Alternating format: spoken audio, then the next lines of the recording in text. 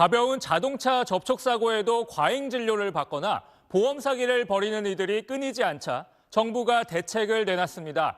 찰과상 같은 가벼운 부상에는 합의금 성격의 향후 치료비 지급을 막기로 했습니다. 김관진 기자입니다. 사고 피해가 경미해도 피해자가 병원을 계속 다니면 보험사들은 방법이 없습니다.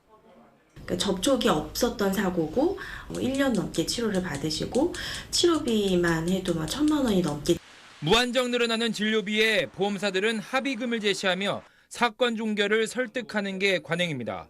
저희 보험 가입자 입장에서는 계속해서 보험금이 지급이 되고 종결이 안 되고 있으니 빨리 종결해달라 하지만 정부는 이른바 나이롱 환자들에 의한 보험금 누수를 막기 위해 경상 환자에 대한 향후 치료비 지급을 막기로 했습니다.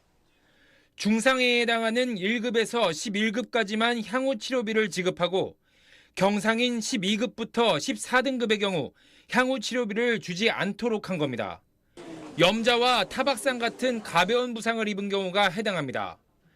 경상 환자가 8주를 넘는 장기 치료를 받으려면 진료기록부 등 추가 서류를 제출해야 하고 보험회사는 장기 치료 당위성이 낮다고 판단하면 지급보증 중지 계획을 전달할 수 있습니다. 이 과정에서 분쟁이 생길 가능성이 적지 않아 분쟁 조정기구를 두기로 했습니다.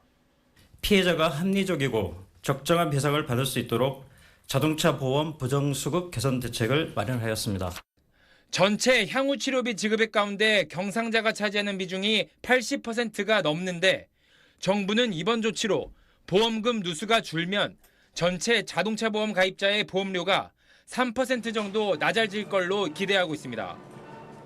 지난 10년 동안 모든 계약자가 자기도 모르는 3%를 계속 냈다는 거예요. 계약자들이 다 사회적인 비용을 지불하게 된 거죠.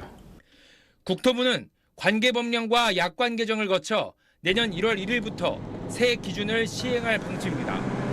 SBS 김관진입니다.